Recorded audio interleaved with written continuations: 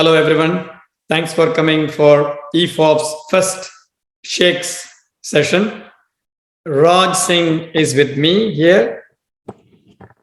And first of all, like housekeeping, Zoom keeping. So we will be recording this session, and about sharing, we have not worked out the nitty-gritties at the moment. So we'll come back to that later on. So at the moment, we will record this video, including the presentation. Thank you. So first of all, I said about EFOP. So what is EFOP? It's a WhatsApp group, Essex Family of Families. That's where we are here in UK, our friends or our families. So it's a group of people joined together, group of friends joined together as a family under the umbrella as a one family. When we join, the main reason for is to develop the relationship and then support each other. And we come across, as we all know by this time, lots of talents and expertise floating around. So we wanted to bring all the expertise together and then share. We all know sharing is caring, and that's where Shakes was born. EFOP started about a few months ago, and even after starting the EFOP, 50 days after starting the EFOP, Shakes was born. Shakes meaning sharing knowledge, experience, and skills. So that's the first session here today. We've all done the topic. It's a working mom, ditch the guilt. And our speaker is Mrs.Smrutha Santhosh. So she is a program manager in investment banking sector and works for a leading bank. She has been working for 18 years continuously. I'd like to stress again, she has been working continuously for 18 years. She's married to Mr. Abhijith Srinivas, who is the global head of the program delivery, EMEA, and he works for a leading financial company. They have an 11-year-old son, Nitin. He's very smart and cute son. Her qualifications are MBA, MSc Finance, Chartered Financial Analyst, CFA, Cost and Management Accountant, ICWAI, Bachelor of Commerce, BCom. See, apart from this, being a working mom, she has many interests: fashion, cooking, gardening, interior designing, and last but not the least, singing. Why did I stress singing? She's not only interested in singing, she's also currently learning singing. Now, I think she should be the right person to deliver the talk to all of us. Thank you. Thank you so much for that overwhelming introduction. I must say I'm quite flattered by that. Thank you so much.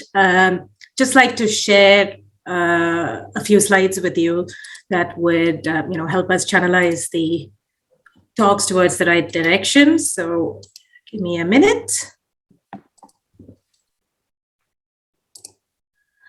Okay, so in terms of the talk today, there are three aspects that we're going to look at. We're going to look at, why do we feel the guilt? So why do working women feel the guilt in the first place?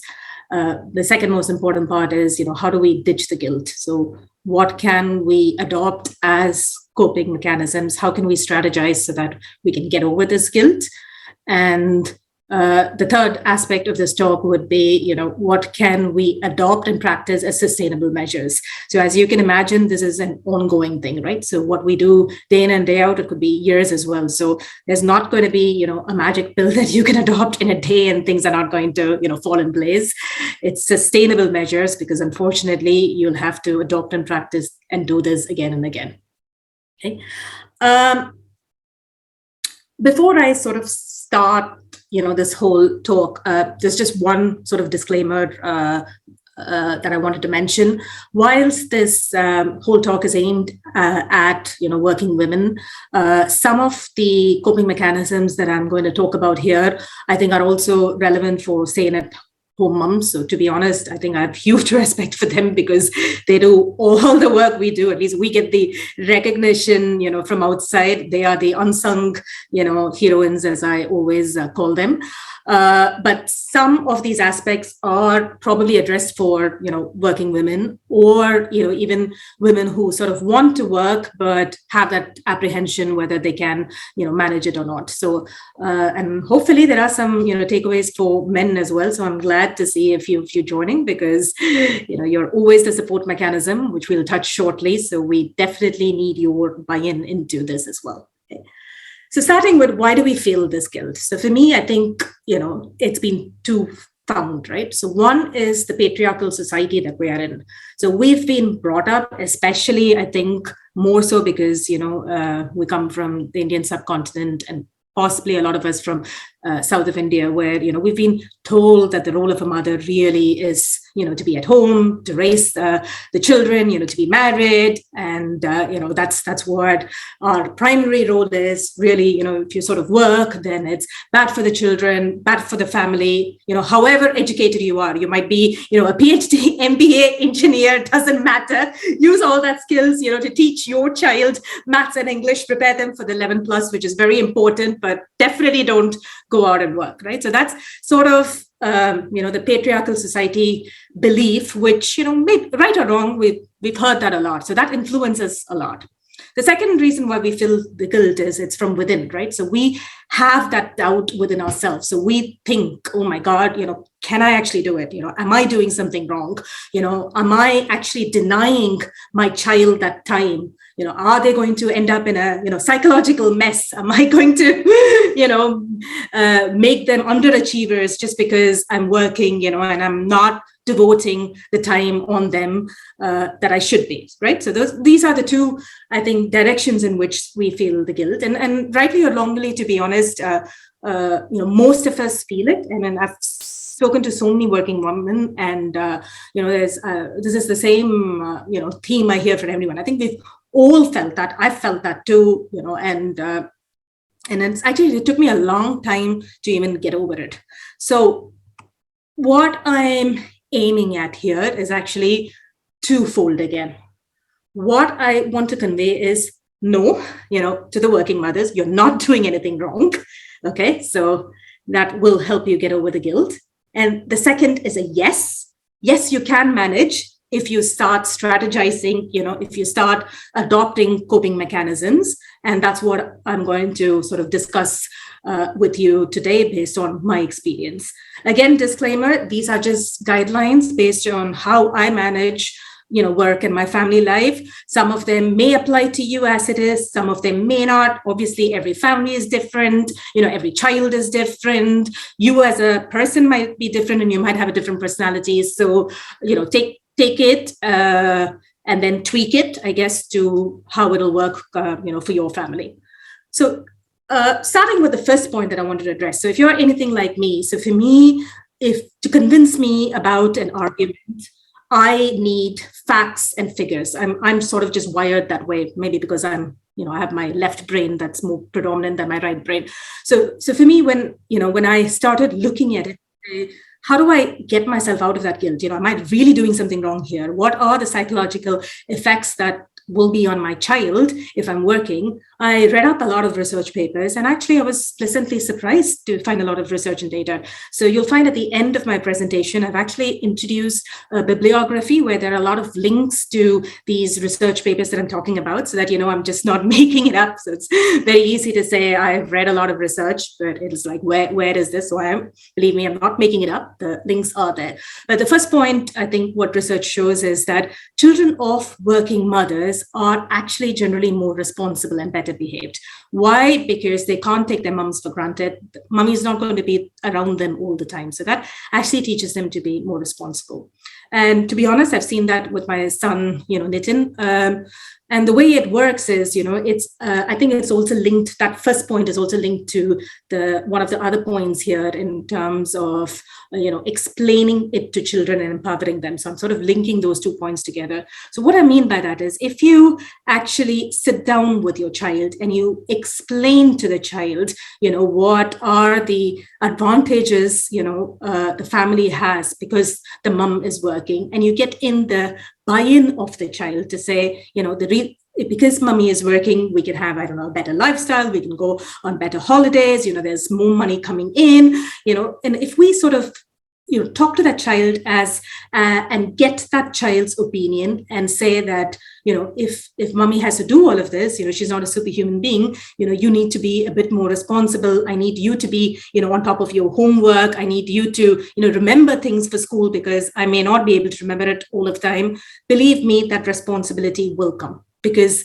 they know that, you've taken them into confidence and you've shared that with them, right? So a lot of us hesitate to do that because, again, some of our patriarchal society belief is that children are children, how are they going to be responsible? You can't just put all that on them. But if you do have that chat with them, and again, this is what research also shows, that they do become more responsible. Next one is in terms of achievements. Another aspect of it is, as I mentioned before, the belief is that mom has to sit with a child, whether it's for homework or, sort of push them into other extracurricular activities all the time. And that's how a child will excel. But not necessarily, when a child wants to do something, whether it's a homework or take part in extracurricular activity, if they have that from within, they will achieve it, so it's not like you have to be at home pushing them all the time. So, and again, research shows that they equally achieve as, children of non-working moms, whatever the milestones are. So in UK, obviously getting into grammar school is a big thing, getting GCSE results is a big thing, getting, sort of A-level is a big thing. And if you kind of see that and you track it back, there are equal achievers, who are children of working moms as well as non-working moms. The next one in terms of the research is that they, with sort of working moms, they have a very structured upbringing. So what happens is, the way they manage their work, whether it's managing a project, you have to have a structure, right? It just can't be all over the place. You sort of bring that into your family as well. So when I mean by structured, upbringing, it is right from, probably a timetable for them to study or, timetable for their activities that they have to do. So there is that structure because you sort of start treating your family, with the same respect as what you would do at work and sort of, approaching it that way. So again, this shows that it is actually good for children to have that structure. And that's how they become more independent as well, because they learn to be independent in their thoughts. They learn to be independent in the actions that they have to do. Okay? And another research shows that they actually grow up to be happy adults. So they have better social skills, better in terms of, sort of communication, and they're actually, happier than others. And last of all, I think this is one other aspect I'd like to mention. So if you think that, if you'd want to have the child all alone with you at home, and it sort of happens here more than in India, because at least in India, you're in a joint family, where you're around other family members and there are other children. Whereas here, when you make that choice to just be with your child at home, that child really is not exposed to other children, right? So meaning they haven't had the exposure of going to the daycare or being around other children. Actually, research shows that hinders their progress. So you'll find that some people are later in their communication, later in terms of their cognitive skills. That's because they've been around an adult in those formative years when they should have actually been around other children, which would have helped them. So this is, for me, the main tipping point, I think, which helped me get over the guilt.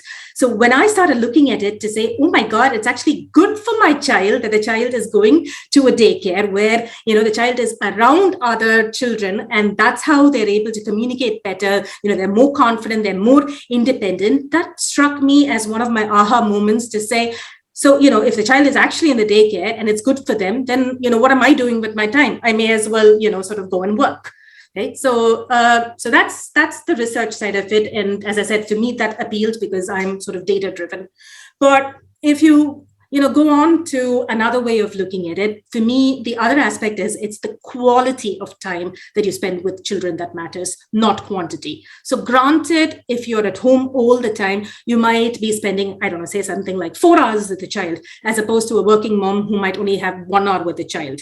But the difference is, in that 4 hours, are you actually sitting with the child all the time? Probably not, because, you have cooking to do, you have household chores to do, you have ironing to do. You see, so that time and focus on the child is diluted anyway. But whereas once you know that you only have 1 hour with the child and you completely focus to do an activity with the child, whether it is, again, homework or even or anything else, I think what you get out of that is much more than the quantity of time. So that's another way, I think, of looking at it, to say, yes, you might be spending less time with your child, but you're making more of an impact. Okay.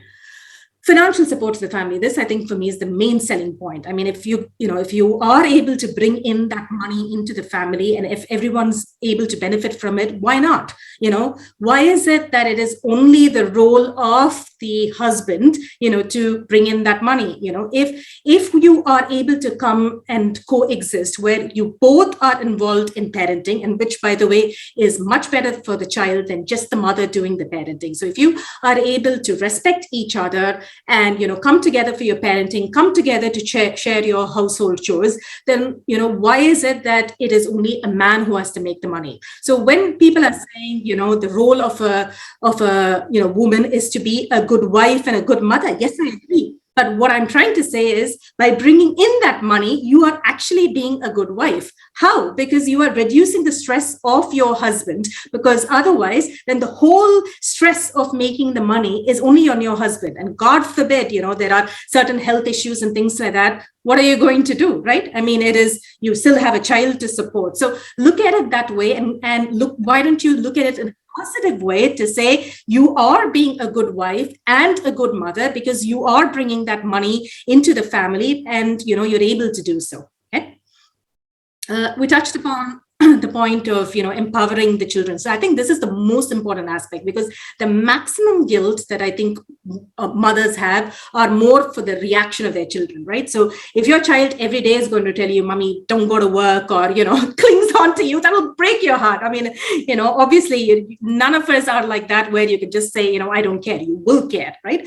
So what you're trying to do here is mitigate that situation. And how do you mitigate it? By talking to them. I find that if you treat children as adults and actually sit down and explain to them and have that conversation with them, you'll be surprised. So this is what I did with Nitin. And I told Nitin, I said, "Nitin, you have two choices. Okay, there are two kinds of mothers in this world. One mom who's going to be with you all the time at home, and another mom, I may not be with you all the time, but I'll give you the choice. You tell me what is important for you, and I will be there for that." So till today, I haven't missed a single sports day, a single Christmas play, whether it's a cricket match or a badminton tournament when it's a weekday, because those were the aspects that are important for him, right? Maybe I've missed a coffee day, which is on a Wednesday morning, which obviously is impossible for a working mother to attend, or I don't know, a cancer baking session, which happened on a Thursday morning because I couldn't attend.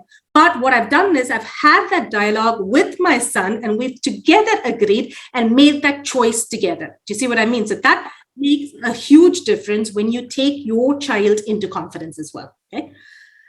Next one I wanted to talk about is toxic feminism. Now, whilst I was talking about, why do you think it's the role of a man only to make the money?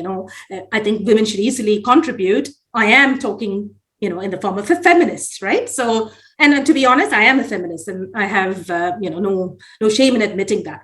But there's a difference between being a feminist and a toxic feminist. What's the difference? A toxic feminist thinks that I can do it all. I am the superhuman here. I don't need any help. I'll be able to do all the work, at work. I'll be able to do all the cooking, all the gardening, all the chores, every single thing, and I'm going to be superb at it.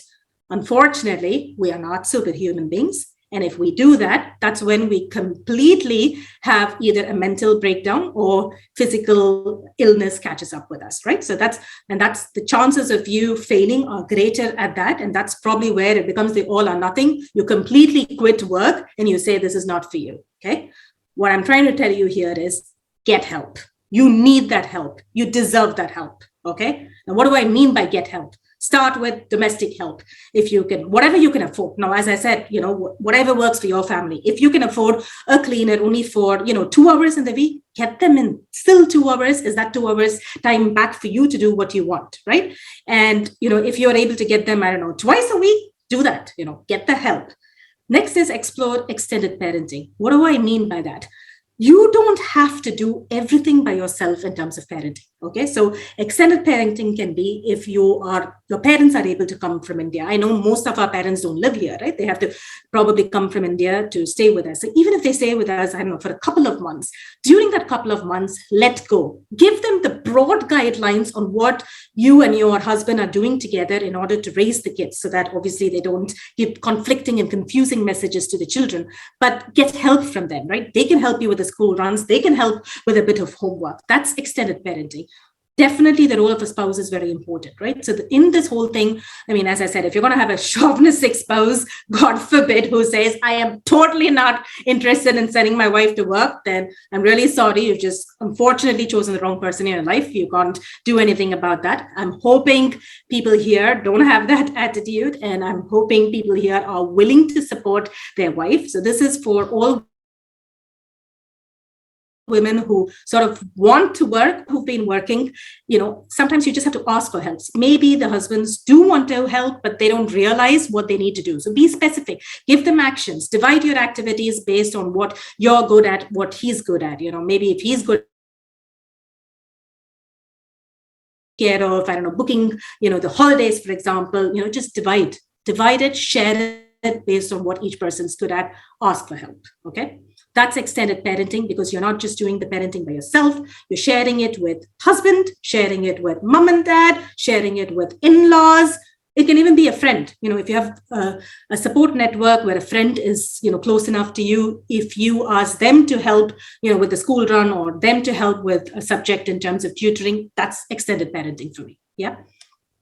Finally, explore other options as well, right? So what I mean by that is, don't necessarily do that. I have to work all the time, or I don't work at all, right? There are options, at least in this country, where you can do part-time. Depends obviously on the area of work you're in. For me, in my area of work, I asked for working from home. So, with my circumstances where that with my son and the health issues he had, I needed to work from home predominantly, and I couldn't, physically go into the Canary Wharf office. I asked for that. And to be honest, yes, it was extremely difficult to convince HR first, but then they finally gave me that chance, and they said, okay, if you're able to prove that you can do your work equally well, working from home as opposed to coming from the office, then go ahead. And that's what I did. So none of these are easy, believe me. Okay. But unless you try, you won't know. Okay. Finally, a happy mom is the one who can make the family happy. So if you got to be happy within yourself, if you're going to have all this guilt, which is eating you up, you're not going to be happy. And if you are the center of your family, and if you're not going to happy, you're going to disperse that negativity to everybody else, right? So one of the main reasons why you need to ditch that guilt is so that you can have that positive outlook. You can have, your positive mental health and have that confidence so that the entire family is happy. Okay? If I sort of, summarize this for you in terms of what are my sustainable measures, I think the first thing I want to say is stop. So what do you need to stop? Stop following other people's rules. Okay. It's not going to work. She did this, he did this, it worked for them. It may not work for you. So even today, as I mentioned before, you are here to listen to the various ways in which I've done that balancing. Okay. So as I said, I've tried to do working from home. I get help from my parents. I do extended parenting. My spouse helps me. I have a support network that I've built with my friends where they help me. So these have been my coping mechanisms. But even then, each day I've had to make a choice, right? Sometimes I've had to prioritize work. Sometimes I've had to prioritize, my family. And sometimes, even within a day, I've had to make those multiple choices as well. So for example, if I attend a sports day in the morning, because that was important for my child, I've come back in the afternoon and done an important SteerCo presentation where I had to completely go from being a mom, to that work mode. Okay. So these measures are what I'm giving you as what you could think about. But Stop following others' rules. You think about what will work for you and your family, and try to adopt that, because only then it's going to be sustainable. Yeah. Learn. So again, it is important that you spend time learning your coping mechanisms. Okay. So one of it is mindfulness. That's what I follow. So what do I mean by mindfulness? Be at the present moment. Okay. If you're at work, don't do your WhatsApp. Okay. If you're with your child doing their homework, do not look at that work email that comes in. You can't do both. Okay.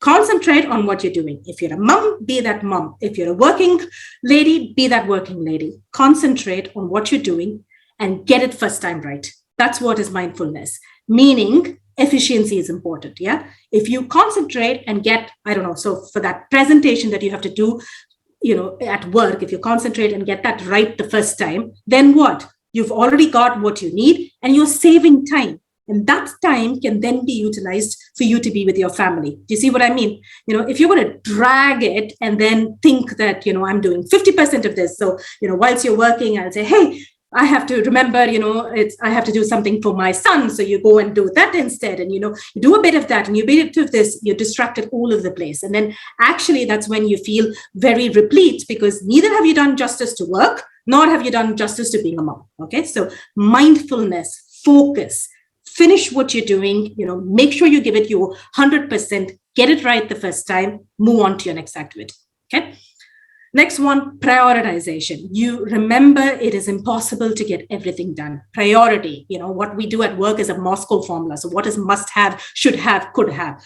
Do the same thing. It's like, is it the most important thing that you attend, all of the activities that you have to do for your child? I mean, can you do it all? No, you can't. What are the important things that you have to do as a mom? What are the things that you can, ask somebody else to help? Or what are the things you can ask the own child to help, right? So that kind of prioritization where you divide it is important, so that whatever activity you have that you've taken on, you're able to do it well. And that's when you get that mental health and happiness, because you've not taken on too much. Okay, so prioritization is important. Pause moments. Sometimes, if we keep going at it all the time, we will burn out. We need our pause moments too. So if you've tried something and it didn't work, right, then rethink about it. Think about why that didn't work, so that you can do a better strategy next time. So pause moments are very important, whether it's at work or as a family. So like, for example, there was something that is very important for your child and somehow you missed it, right? And your child was hurt. Make sure you take that feedback. That's what I mean by a pause moment. Admit that you got it wrong. Children also like their apologies. Say that, you didn't realize you've made that mistake, and then rectify it for next time. That will earn the respect of your child as well as your family. We talked about getting help, and then we talked about how all this helps us to, look after our physical and mental health. Set up, this is most important part of being organized. Set up your reminders, set up your support network. As I said, that is very important to invest in it. Be organized. And that is, you have to plan meticulously. Okay. So a lot of people tell me, oh my God, I'm last minute and, it works for me. But does it really work? Last minute for me is a bit of a probability, right? Sometimes it's a hit or a miss. But when you know something, so like, for example, first day of grammar school as an example, that you have to do, uniforms, right? So, and there is a uniform fitting. Make sure you set up a reminder, put it in their diary. If you have to take that day off to take that child to get that uniform fitted, do it, because that is important. So most of you have 28 days of holidays. Every, day of those 28 days of holidays need not be for, going away for a proper holiday. You could probably do, 10 days. That's what I do. 10 days, for example, in going to India. The other 18 days, I keep it as a reserve, and I keep taking, my days off depending on what's important for my family or my child, right? So that is important. Be organized so that you're on top of it. Anticipate risks and mitigate them. So you do, in my line of work, I do that all the time, right? So with projects and program management, it's all about anticipating risks and mitigating them so that they don't turn into an issue. Do the same thing at home. So think about it that you're saying, well, let's say, for example, your meeting overruns. You're not able to pick up the child from the after school club. anticipate that might happen, have a backup plan, either alert your husband to say you might be delayed, so you need him to pick it up, or alert a friend to say you might need that help. Okay, don't wait till that last minute and then you're like, oh my God, my meeting is extending, my son or is waiting at the after school club, and you're making all those frantic calls. Why? Anticipate. The more you anticipate and you mitigate, then again, more you're on top of it. Okay.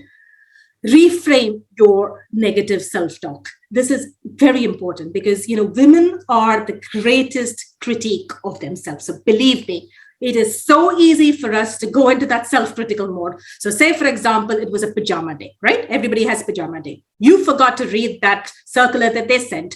Your child is the only child that goes in the uniform, right? Everybody else is in pajamas. What do you think as a mom? Oh my God, I've completely messed it up. This, my son is going to have a psychological impact for the rest of his life because he was the only one in uniform and everybody else was in pajamas. Really? I mean, in the grand scheme of things, yes, you messed up. Yes, you should have probably read that letter. Your child should have probably gone in a pajamas. But is it that dramatic as you are, imagining in your mind? That is the negative self-talk that you're doing on yourself, right?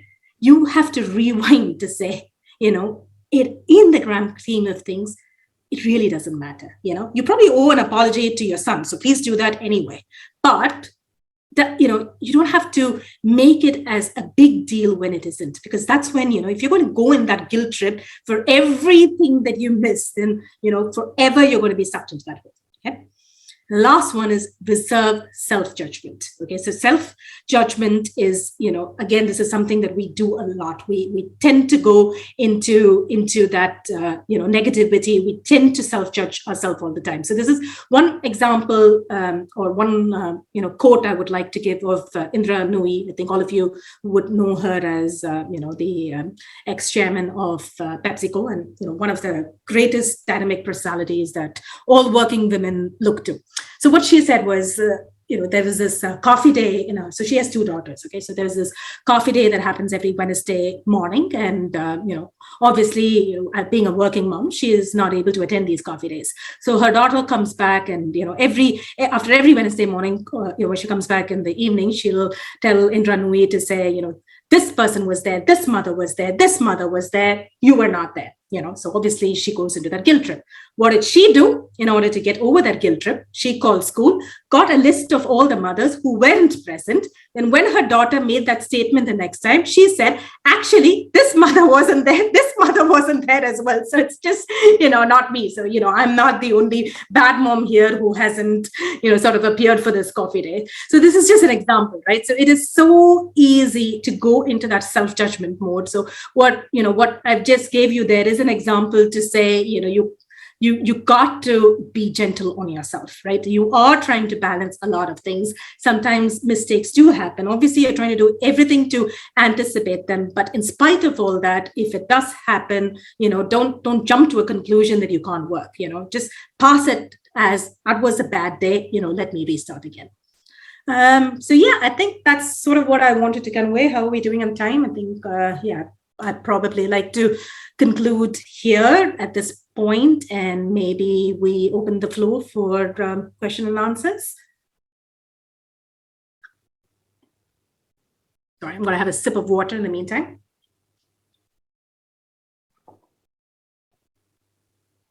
Fantastic speech.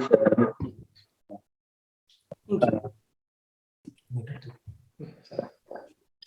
Actually, out of interest, I'm not able to see everybody here. So how many working moms do we actually have on this call? How many moms don't work but would like to work? Or, how many men do we have? I'd like to just get even if you raise hands or chat or type it up, then I'll get a sense of the audience.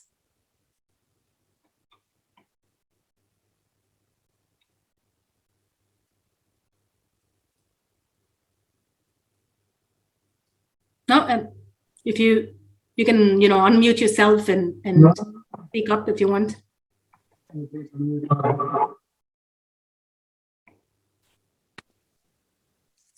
Hello, Smrutha. I think this is Ted here. I think there's about 6 adults in this, 6 men from what I can see in the list.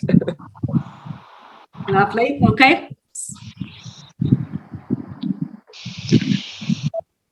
Smita, I would like to say that was a very good presentation. It reflects all the women here. I would say it was a very systemic one and very comprehensive, and it covered all the topics that we need to know or refresh ourselves.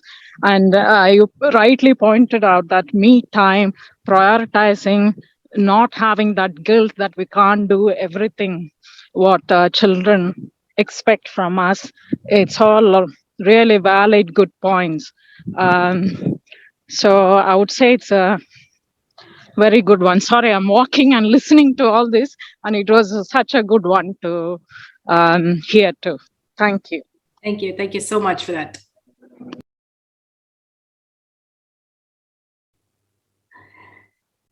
Any questions from anyone? I mean, it could be from men too, so it doesn't have to be, from a woman. So it could be from anybody really. And I mean, as Ramesh mentioned in the beginning of the chat, this one is really to have that open conversation, sort of share views in terms of our experiences. So, I'm happy to hear from anyone really on this group.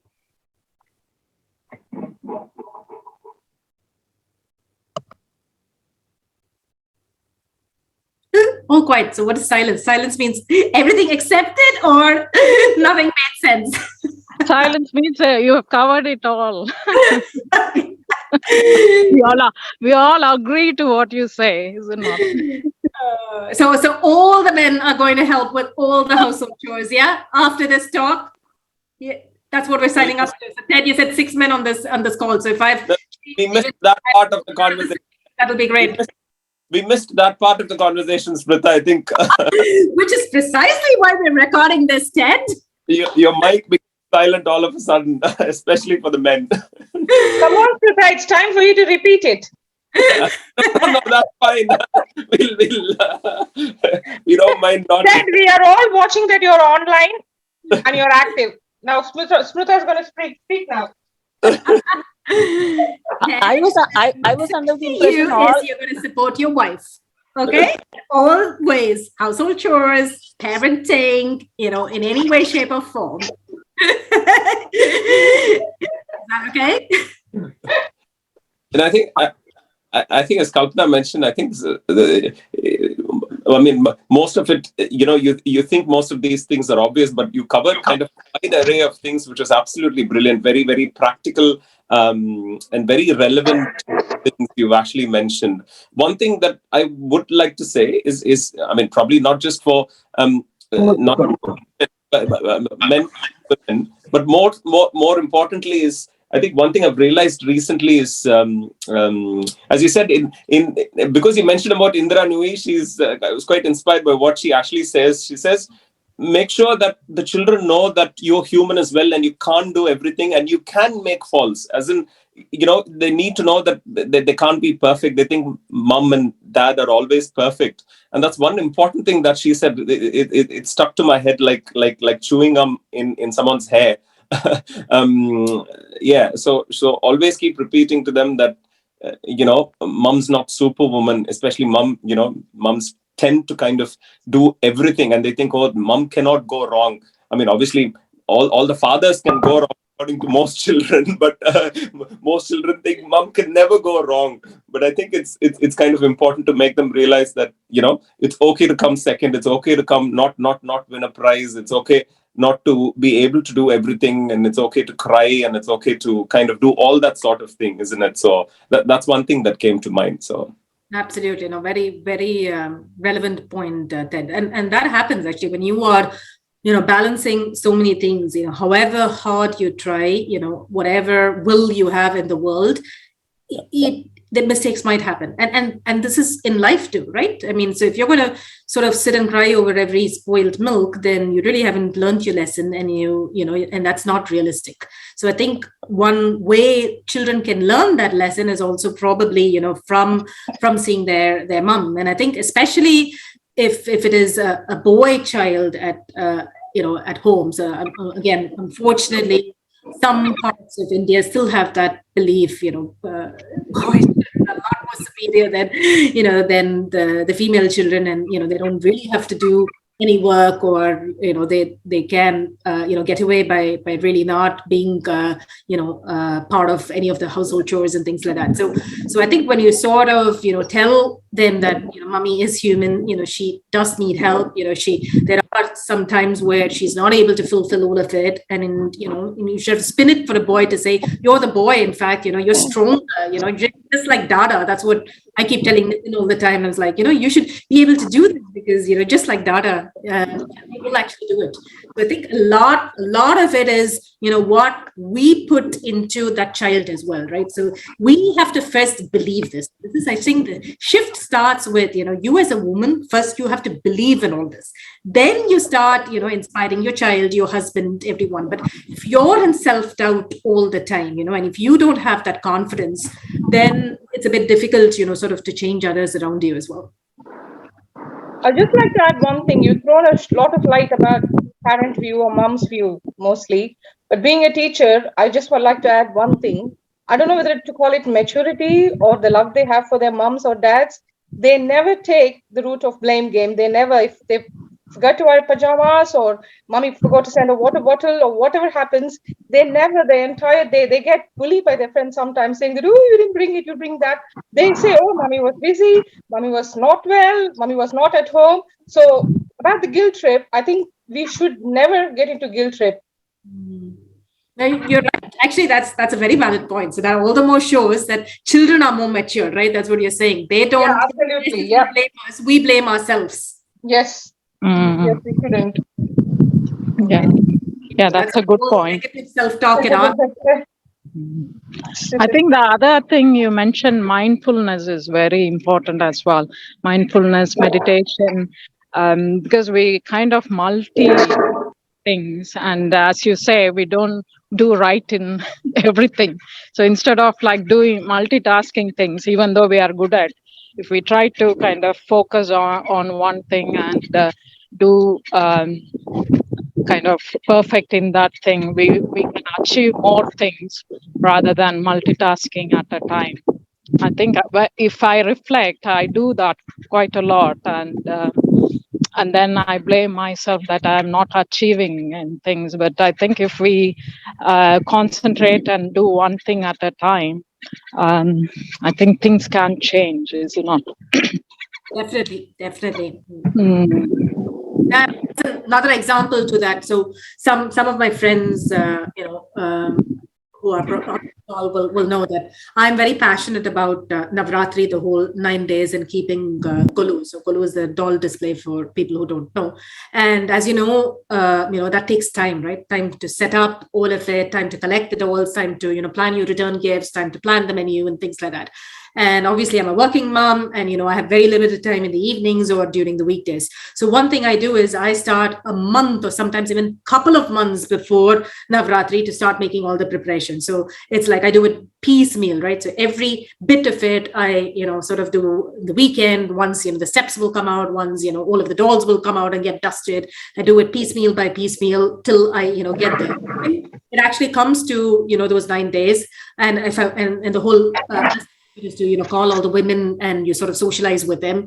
I make sure I take off. So again, the number of holidays that I have, I always reserved 1 or 2 days out of my 28 days holidays for that Golu and inviting women, because for me that is important. And just because I'm a working mom, I don't want to miss out on that. So again, that's like, also an example of mindfulness, because so when I'm doing that, concentrating, doing that Navratri, give my complete 100% there. I don't, sort of worry about work. I make sure that I, communicate those dates of holidays well in advance, to my team, to my manager, make sure that I don't have an important meeting that day.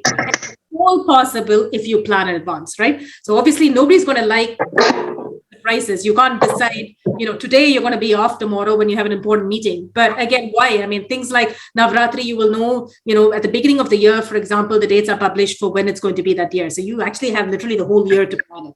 So that's another, I think, of organize and mindfulness I can think of, which is important.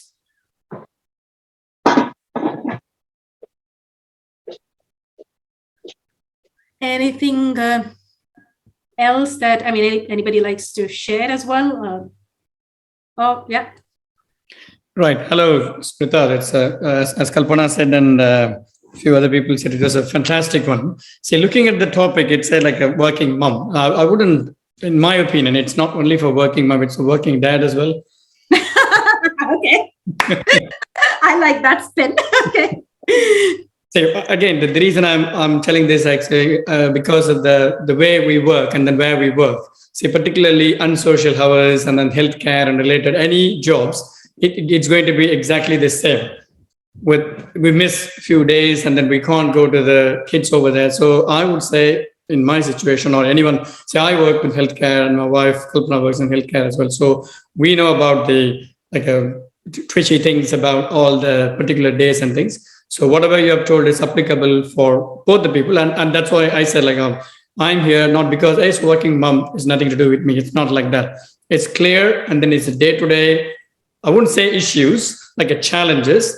And then you have not listed the challenges as well. You've told with the solutions as well, particularly with the mindfulness. That's amazing sessions. I enjoy, not only enjoy, I do, it does change my practice a little bit from what I'm doing.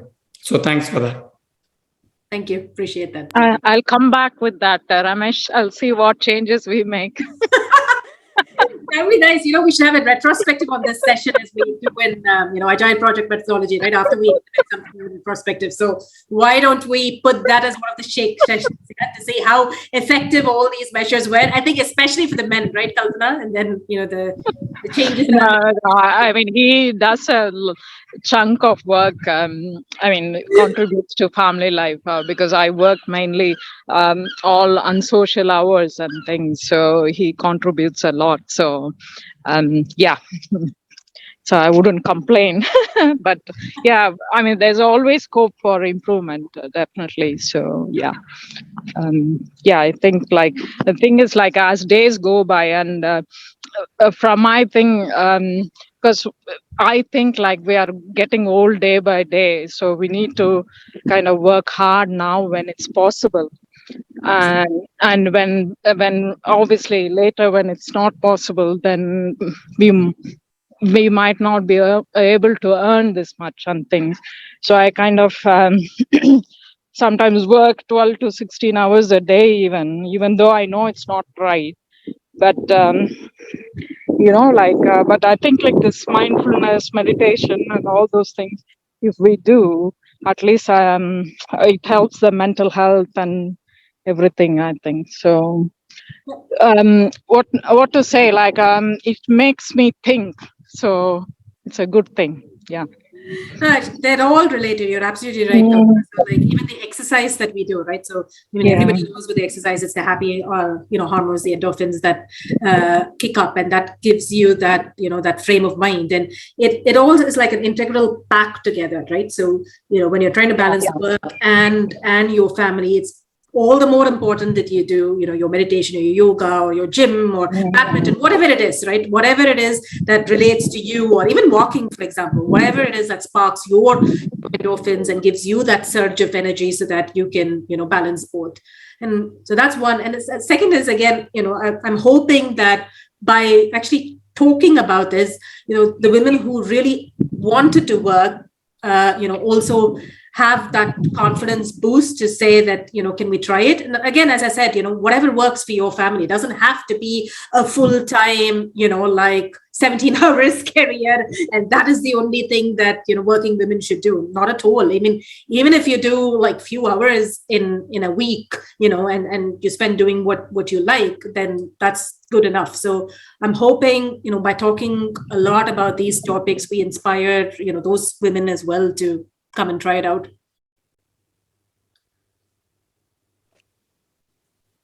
You mentioned a whole list of things about things you could try, Smrutha, meditation, walking, and all of that.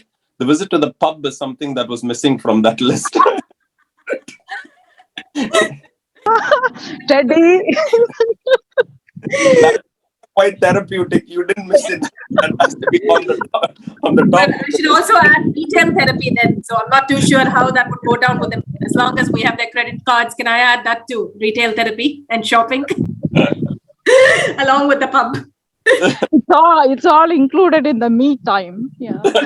Exactly. and that's equally important. The me time is important. I talked about how we are balancing work and family, and obviously that's the other thing. We put everybody else in front of us really than family. So even like my speech, most of what I was saying is like, you're looking at the child's perspective, you're trying to see what you can do, for that child, for your husband. And by the time we really prioritize ourselves, we're always at the bottom of that list. So that is very important, because again, it's a marathon. Okay, so it's not a sprint. So if you're serious about your career, right, I mean, you are looking at working right from 24 to 60. So we're talking about quite a lot of years here, right? So it's like, you got to be on top of it. That's, you can't sort of overdo it and burn out in the initial years, then you're not going to have that sustainability. And for that me time is equally important. So when you're talking about the mindfulness and being organized, etc., all that is to see, how do you do things more efficiently so that you free up that time. That freed up time you can prioritize. One day it could be for the child because it was important. One day it could have been for the husband, but equally one day it has to be your me time. As Ted says, go to the pub, go to the spa, do retail, therapy, shop, whatever, go walk, gymming, whatever makes you happy, but you got to be happy. And again, you're being happy again, not only for yourself, remember it's for your family, right? I mean, if you really have a loving family, your husband really doesn't want to see you, burnt out or sad all the time. Your child doesn't want to see you that. So you have to take care of yourself. And that is, all the more important because we tend to forget that when we work. Smrutha, it was a fantastic speech, and the way you actually started. To start with, I was very impressed with your academic, what you have done. Actually, it's like the list that it goes on and on. It looked like a pretty financially, oriented background, starting from BCom to doing chartered accountancy, etc. And from there to the kind of speech what you gave is actually you're covering end-to-end spectrum of everything. That's been a fantastic one. Just Ramesh was saying, working dad's skill, the pajama day and the coffee mornings, it kind of, I relate that to myself, many times. And I have actually found that coffee mornings are like, pretty much actually, pretty poor attendance, like 4 or 5 parents and dads who have the luxury of actually going late to office, like me, we used to just go on popcorn. It was good actually. The guilt actually is not just working mom. It's I would actually more term it as a working parent. Obviously all of us are actually working parents. So one way or the other, we do feel guilty, and sometimes we try to overcompensate that with the children by doing things which we don't necessarily need to actually give the kids. Yeah. So given the part, and I think the many of the remedies what you have given and the beautiful summary that actually provided. It's actually even though we kind of know subconsciously these are there, but to get a refresher reminder of what we should do, what we should not do. So it's a good one. I think we are coming to the end of the session. All right, everyone. Thanks a lot. Thanks for joining. See you. We'll actually soon send out about our next session. Thanks, everyone. Thank you.